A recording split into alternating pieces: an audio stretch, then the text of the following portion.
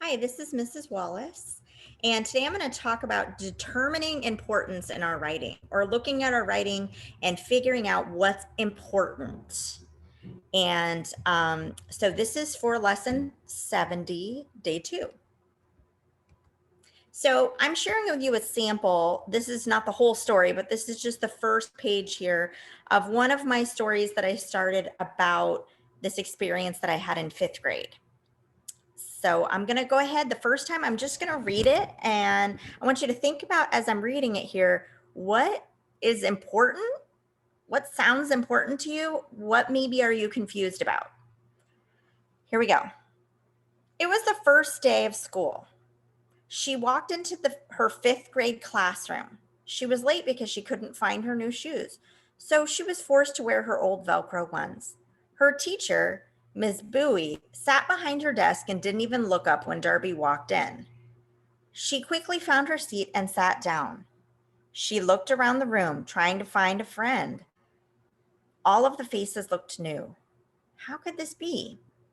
Darby had been going to Tropical Elementary School since 2nd grade, and she had lots of friends, but somehow none of them were in this class. She knew one kid, Carbon Makasani, but she wished she didn't. So now I'm going to look at this and I'm going to color code it. You're going to be doing this too with your writing today as well. So I'm going to color code it. I'm going to make things red that maybe aren't that important and maybe I could take out or change. I'm going to make things green when I think maybe I need to add more details. I'm going to make things yellow if I feel like, whoa, I forgot to write that, some important detail there. And I'm going to make things purple if I think it's really good stuff. So I'm going to show you how I did this, and then you're going to be doing. Okay, so I had to change the screen a little bit, but it's okay. You can see this. Okay, so I'm going to read this, and I'm going to move this box as I read to kind of show you where I'm at. It was the first day of school. She walked into her 5th grade classroom. When I reread that in this video, I thought, who's she? Is it the teacher? Is it a student? Is it me? Who is she? So I went over and I got my yellow colored pencil and I realized I need to put in there who she is. I need to introduce my character. This is super common in 3rd grade writing. You start writing about your character, but you never really introduced that character to the reader. So I need to go back in there and say her name, give her a name, maybe give her a little bit of a description so that my reader can get a picture in their head. Because when I said she walked into her 5th grade classroom, the picture in your head was like a stick figure and you didn't know who she was. So that's really important that I put that in there. And that's something that's really common in 3rd grade for 3rd graders to do. She walked into her 5th grade classroom. She was late because she couldn't find her new shoes, so she was forced to wear her old Velcro ones. So when I read that there, the thing about her new shoes, that is like something that happened, but really, when I look at my story, it really has nothing to do with anything that's going to happen. If maybe the shoes were important later on in the story, like, somebody teased her about her shoes or something like that, then I should probably keep it. But knowing what's going to happen in my story and it has nothing to do with her shoes, I went ahead and made that red for now. That doesn't mean I am going to take it out, but I might think about taking that out because that really doesn't move the story forward. It doesn't really do anything. It's just kind of a pointless detail. Her teacher, Miss Bowie, sat behind her desk and didn't even look up when Darby walked in. So Darby is this character that I should have introduced here. I gave her a name, but I should have done it here.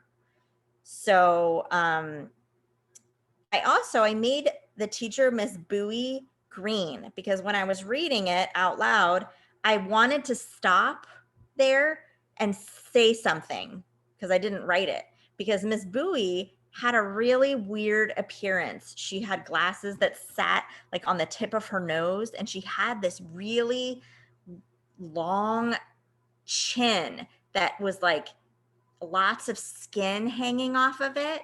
And so when she talked, the skin under her chin would like jiggle. And I remember watching that when I was a kid.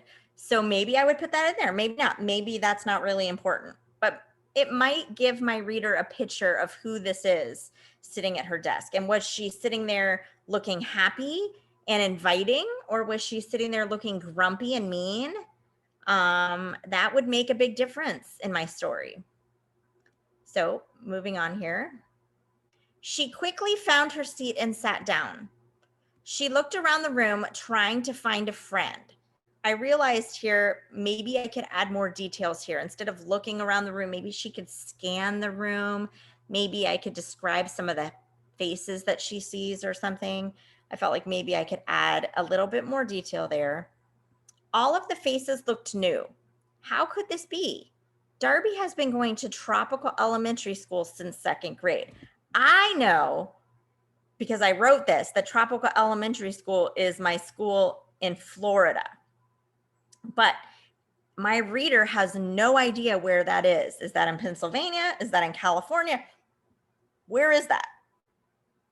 So I'm missing that, and it would be a good detail to put in there. Since second grade, and she had lots of friends, but somehow none of them were in this class. She knew one kid, Carmen Makasani, but she wished she didn't. I made this one purple because I felt like that was a good sentence. Like my reader's gonna go, ooh, who's this guy? What did he do? I kind of made it kind of mysterious here. Who is this kid? Why don't I like this kid? And is he important to the story? And I know that he is. So it is a good sentence there.